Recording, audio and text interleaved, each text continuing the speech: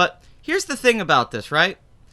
There was a film here already, an easy film to make, a film that just screams to be made. If you don't know, the Stephen King Dark Tower book series ended up being 7 books, and it ended up being really long, and each book got pretty dense as it went on, and the story got just very complex. And some people debate if the second half of the series is good, if the ending is good, what books are good or not. You know, if King kind of lost the story in some people's minds. Other people think it's King's masterpiece. It's debated, right? But there's a movie franchise in adapting that first book. The first book is just called The Gunslinger, and it's only about 200 pages. And it's one of my favorite books of all time. Now, this is not saying that the other books aren't great. They are. A couple of the other books are masterpieces, I think. But let's just go back if we're adapting a film, right? If we're making a movie off this. The other books are very epic and have a lot of weird shit in them that would be tough to put into a movie. Now, if I was doing this, I would have approached this like Game of Thrones, the television show, and tried to do a book a season on somewhere like HBO or Netflix. But I can understand maybe they didn't want to go that route. They thought they could condense the story into a film. That's fine. Once again, you have 7 novels. Maybe you make 5, 6 movies out of it. You mix storylines together. You cut some things. I can deal with that too. That's fine. You kind of take the Harry Potter approach. We're going to go one book at a time until we get there and keep the same actors. And maybe even, these characters can grow and age with this. That's fine too. But if you were just to adapt one film, if you wanted to make a movie out of the Dark Tower series, you have The Gunslinger. A concise, short, to-the-point novella. There's no fat on that first book, right? And if you just made that movie, if you just made The Gunslinger, which starts with Roland looking for the man in black through the desert, that's it. And then he goes to a town. You get a little bit of a Western feel, right? And you could do this as a director like the True Grit movie the Coen brothers made.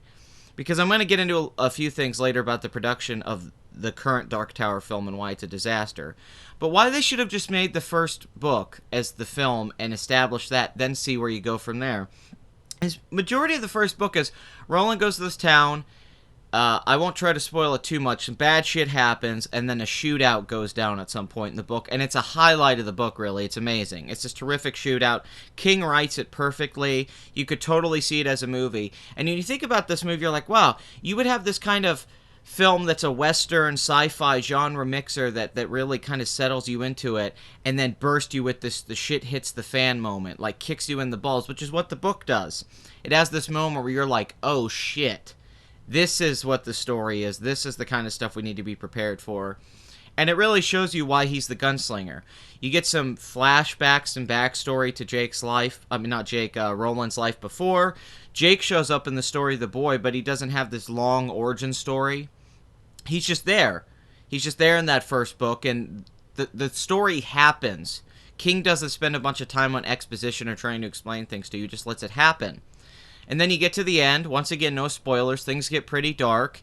And you have an ending that sets up a bunch of other stories, but also wraps up this story kind of in its own way and just hints at bigger things, at the universe and what's to come. You know, and that's what's so great about that first book, is that it leaves you wanting so much more, but it's a great little story in its own right. It's one of King's tightest stories. It's right there with Pet Sematary or something. So something like It, I always think, how do you adapt It? Like, even now they want to make the movie in 2 parts, because it's a 1,000-page book, and there's history of the town throughout the years, and it's parallel stories going on simultaneously between the adults and kids, and that's why a lot of the story works, and there's a lot of use of the N-word in that book and stuff like that. But in this book, the original, The Gunslinger, you could make a movie that isn't even 2 hours. You could legitimately just take the book and adapt it into a decently budgeted film at under 2 hours. Here's what they decided to do at Sony, these fucking hacks. These hacks. And just read the Sony emails to find out how retarded these people are. The conversations they have are fucking insane. It's the stereotype of privileged bubble, echo chamber, group tank think. They don't understand art. They don't understand craft. To them, it's all dollar signs and whatever they think's appealing. Like Amy Pascal, like, oh, I like Idris Elba. Idris Elba should be Roland. Why don't you read the books and come up with a Roland that makes sense closer to the book? And I'm not trying to knock Idris Elba, but even in the casting, they didn't give a fuck. They didn't give a fuck about this movie. Anyone who has half a brain could see, just adapt The Gunslinger, make that, people will love it because it's a great book. It's one of those books you read and you can totally see it being a movie. Just like Interview with the Vampire or something. Becomes a big hit. Then you can do something with it. Maybe do your TV series and then. No. They try to mix different plot lines from the books. Not just the first book. They start with Roland having the horn. Okay, now if you're a book fan, this horn is so important throughout the story development. So to start it, it's so cheap. It's a way for them to be able to jump around and stuff, right? To jump around through the worlds and the universes. The first book, The Gunslinger, has, I don't think, anything in modern day. This movie, the Masters of the Universe thing, has a whole second half where Roland and Jake come to New York City to fight the Man in Black and all that shit, right? They made a $60 million film.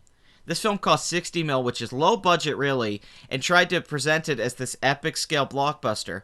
Now, with $60 million, you could just adapt the first book, The Gunslinger, which I've been saying here, and you could probably pull that off. I think you could pull that off rather in a simple way. Instead, they mixed I think 3 or 4 of the books into one movie, slapped it together, and it's 95 fucking minutes long.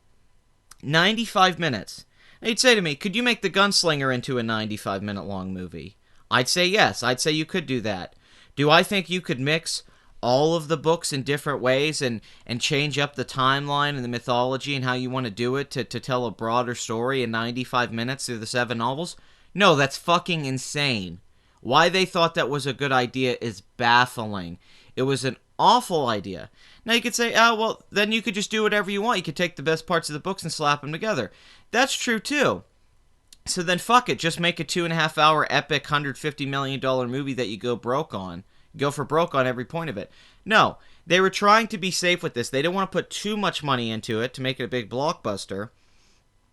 But they wanted to present it still as this epic adaptation of the Dark Tower novels. And it's bullshit. Here's an article from Variety, and it goes into the disaster of this production. This was a disaster. And the producers were fighting with the director from the beginning. With The Dark Tower poised to debut this weekend, multiple sources told Variety that the creative process, particularly in post-production, was plagued with problems and clashing visions. And they talk about how Tom Rothman and them have been trying to downplay any suggestions that the movie faced major hurdles.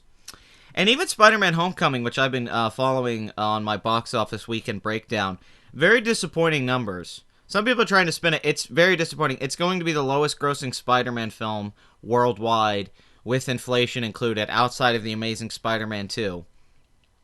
So, it's not the major breakout film they thought it was going to be. And Marvel being involved with that saved Sony's ass to where that film made a profit. Imagine if Iron Man hadn't been in that movie. Let's take Tony Stark and Iron Man out of the marketing, and Spider-Man being in Civil War. You have a bomb on your hands. Maybe not a bomb, but a disaster. Sony got by on the skin of their teeth on that, right?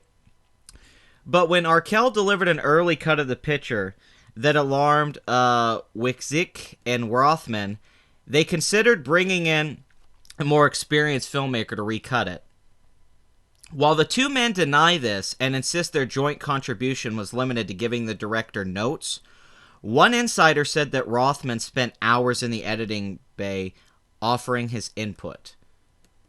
Arkell seemed the ideal director on paper. A Royal Affair had earned an Oscar nomination and proved he could handle lavish spectacle. While his screenwriting work on The Girl with the Dragon Tattoo, he wrote the original film, I think it was Swedish. He wrote the Swedish film's adaptation, not the David Fincher one. Demonstrated he could adapt beloved novels. Also, he was a big fan of King's, enlisting his books to improve his English. So he read Stephen King books to learn English better. It's like, okay, cool, right? Arcel, however, had never worked on this complicated a project, and he found himself in over his head on the $66 million fantasy film, say several sources. 3 blind screenings last October, shown before final effects work had been completed, confirmed fears that the picture was a mess. Audiences at the test screenings couldn't understand the mythology and rated the film poorly. Sources say the companies ultimately opted not to enlist another filmmaker, One explained it would have been too costly. But the executives from the studio remained heavily involved. Ron Howard, a Dark Tower producer, who had hoped to direct the film when it was set up at Universal, advised Arcel on the music, and co-writer and producer Akiva Goldsman helped wrangle the film into shape. Yes, Akiva Goldsman, the guy who wrote Batman and Robin and I Am Legend. The terrific writer. Now, the director says he wasn't sidelined, he insists it, but I don't care what the director says, that's ridiculous. You're a no-name director, you have no pull. If Sony wanted to sideline you and control this movie, then they did. Or you're coming out and admitting that you made a terrible fucking movie, and it's your fault, which is fine. Because let me mention this, Dark Tower currently has 19% on Rotten Tomatoes with a 4 out of 10 average. And the movie's 95 minutes long. It's 95 minutes long. Can you think about that? It's a 95-minute long film trying to adapt this epic series of novels, 90% Rotten Tomatoes, $66 million budget.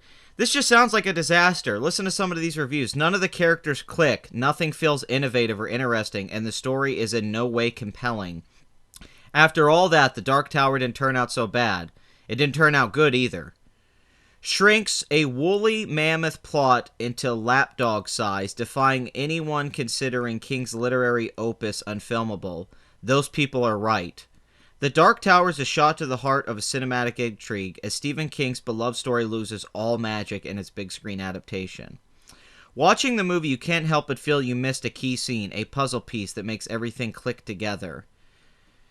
A great actor giving a terrible performance as the lead villain is one but many of the many unfortunate elements in The Dark Tower. McConaughey, looking like a fatigued Wayne Newton, might be the worst big screen baddie since Cate Blanchett played a kooky Soviet in Indiana Jones and the Kingdom of the Crystal Skull. Jesus Christ. Oh my god, that's horrifying. They're referencing this to Kingdom of the Crystal Skull. That's a scary comparison. Okay, so let's go with this. So the sources are saying that it was just terrible, right? That it was just a big fight with Sony and MRC and the filmmakers and everything. The two companies split costs, and in return, MRC was granted kill rights on everything from the marketing campaign to the final cut of the picture. Sounds like too many cooks in the kitchen. There wasn't a singular vision on this movie. Too many people sound involved. If one company didn't like a trailer or a cut of the film, it had to be scrapped, making it difficult to achieve consensus. It's a rare type of partnership with the kind of sign-off that few production companies enjoy. That led to a case of too many cooks in the kitchen, which I said, yeah. According to one insider, King also had a great deal of input in return for the rights to his work. He retained veto approval of almost every aspect of the film. Sony and MRC admit The Dark Tower defied easy translation. The books move forward and backward in time and reference multiple genres, from gangster films to Arthurian legends. It was a struggle to combine parts of several books into an 88-minute film that appeals to both King devotees and mainstream audiences. Yeah, because it's retarded to make an 88-minute film out of this book series. Sony and MRC spent $6 million on reshoots to fill in more backstory about Elba's character's hatred for McConaughey's Man in Black. In addition, to better familiarize audiences with Midworld, the film's magical setting, 5 minutes of exposition were cut, and a new scene was shot to combine the ideas that had been sprinkled throughout the picture. Sony's Rothman believes that the narrative complexity will ultimately help the film connect with audiences. Yeah, good luck with that, Rothman. It's a fantasy film, and so yes, it's complicated, it's intricate, and ambitious. But that's a good thing, because with the complexity of stuff on television now, theater audiences want ambition. See, he seems to miss the point there. That means that they would want a TV-esque adaptation of this book series, like on HBO. That doesn't mean they want an 88-minute film that's ambitious. Are you fucking kidding me? On social media, there's been speculation about the quality of The Dark Tower, given the studio moved the picture premiere from February to July, only to push its release back by an additional week. Despite the mixed buzz, The Dark Tower is tracking to open in the mid-20 million range. It also has the support of an important critic. In the novel, someone who acts dishonorably is said to have forgotten the faces of his fathers after seeing the film. King sent Arcel an email praising him. "You have remembered the faces of your fathers," he wrote. Now, it's irrelevant what Stephen King thinks. I hate to be this way. Stephen King has awful fucking taste. He really does. He thought Stanley Kubrick's Shining was shit. And it's not because it was shit, because it was a bad adaptation of his book, because it is a bad adaptation of his book. He was upset because it was fucking amazing and didn't need to be an adaptation of his book because King doesn't understand movies. Oh, but he loves Stand By Me and all that. No. King always comes out and praises adaptations of his fucking books, except Stanley Kubrick. This is the same guy who directed Maximum Overdrive, which is a terrible fucking film with a few memorable scenes that everybody remembers, and then they think the whole movie's good and they forget that it's shitty. It's gonna scare the hell out of you. But just to say, Stephen King is a child politically when he rants on Twitter. I'm not gonna call him a hack because I love King and he's still beloved, but who gives a shit what Stephen King says? If he had veto to not let this shit happen, then how did he let Elba pass? I guess he didn't give a fuck about his own book series. Our only hope is that the It adaptation isn't total shit, and the crew working on that actually does a good job of at least capturing the Losers Club and what happens with Pennywise and all that. In fact, I think there's a lot of issues with the It novel that could be fixed in translation. The Dark Tower, on the other hand, I'm not saying it's unfilmable, but this was the exact wrong choice here, right? To anyone with half a brain, you just make the gunslinger, and you take it from there. That's what anyone would know. Anyone I've ever talked to about doing a Dark Tower film, all my friends or anything, I've always asked them, I said, what would you do? And everyone always says, oh, you just make the gunslinger, and then you take it from there. The gunslinger could be really a $50, $60 million movie. You could do that. So it sounds like they at least spent the money well, right, on that way. But the problem is they're trying to make this big, ambitious, blockbuster film. And I don't know what their thinking was. Did they think this was going to be a film that made $300 million worldwide? Or broke out and made $500 million? They want to do a TV show after this. A fucking TV show. They want to do more movies. I mean, this is like a pilot to some TV show they want to do. It's like, then why didn't you just do a TV show and put the $60 million into the first few fucking episodes? And then we could have got character development and it wouldn't be a 95-minute long movie with credits. Like, Sony is fucking insane. I mean, they just make bad business decisions. This is Ghostbusters all over again. Nobody wanted Paul Feig. Nobody wanted Leslie Jones and Kate McKinnon. They wanted a sequel. It was obvious. Make a fucking sequel. Fuck that. No, let's reboot Ghostbusters with females. Why? Why did you do that? They keep doing this. I'm not trying to harp on it, but what the fuck, Sony? Get your shit together. So now you've killed any chance of us getting a proper adaptation of The Dark Tower for years. For years, because this movie is going to bomb. It is going to bomb, even if it makes its money back. Nobody's going to want to go see a fucking sequel to this, and good luck trying to make a TV series off this. Are you fucking kidding me? Awful idea. Awful idea. You know there's fucking illustrations to The Dark Tower? There's illustrations in the books and shit to see what Jake looks like, and Roland, and all that stuff. Like, you know what the characters look like. But you can't expect Sony to give a shit. So this is where Sony fucked up on their Dark Tower, where a lot of studios fuck up. But Sony in particular does. They never care about the fan base. Never. They didn't care about the fans with Spider-Man. They didn't care about the fans with Ghostbusters. They don't care about the Stephen King fans of Dark Tower. They could say all they want about caring about the fans. They don't. And the emails express this. They don't give a fuck. Amy Pascal doesn't give a shit about what you think, and Tom Rothman doesn't give a shit about what you think.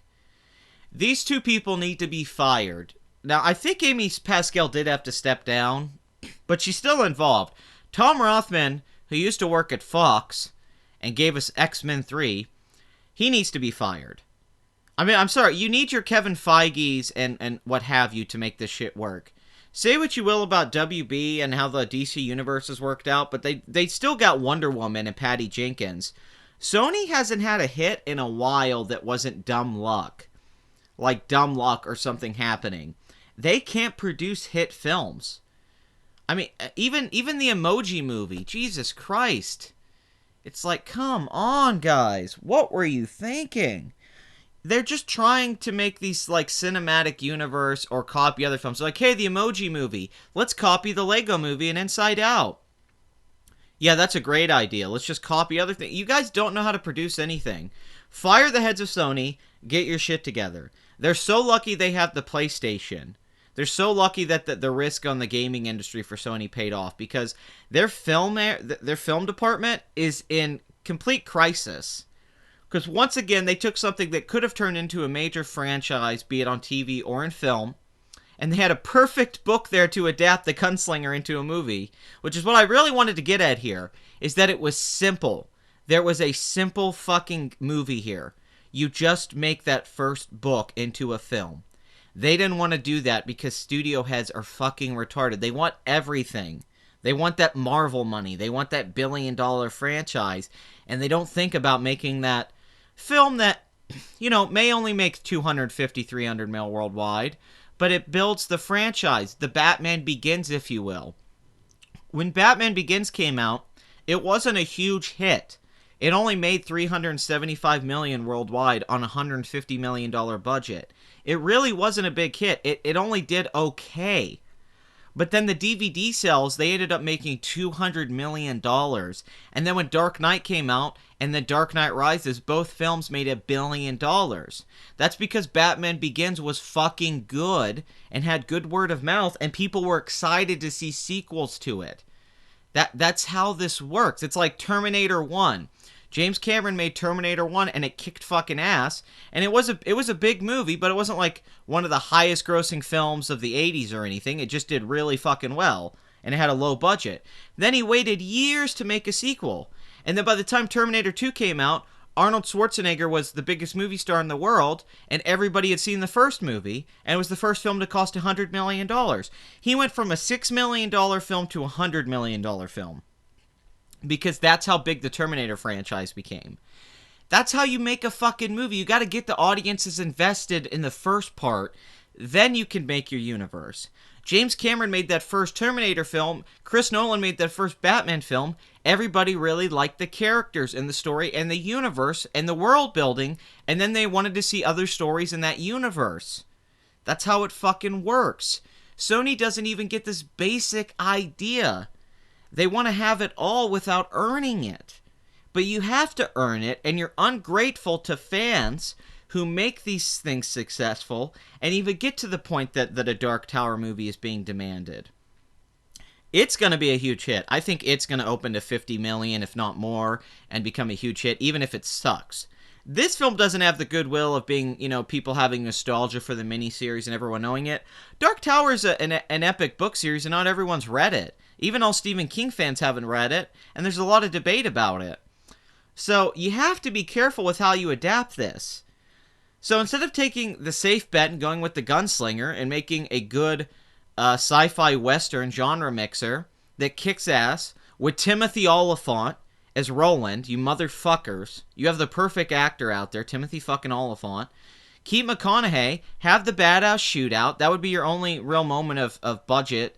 And then you have the ending and everything, which is dialogue driven, and the story with Jake. And Jake and Roland is really well done in the book because Roland's the main character and Jake's a side character. In this current movie that we have, Jake's the main character. I shit you not, Jake's the lead and Roland's a supporting character. They made Roland the supporting character in the Dark Tower movie. Need I say more? Thanks for watching. Give me your opinion in the comments section. What's your favorite Dark Tower book? Hell, what's your favorite Stephen King book? Who did you want to see play Roland? How do you feel about this information? The 19% on Rotten Tomatoes, the 95-minute length. I mean, I know you're going to come at me, some of you, and be like, hey, this movie could still be really good. You're just a hater. Dude, I gave you a lot of information here. I'm not trying to be a hater. This was a series of bad decisions by Sony.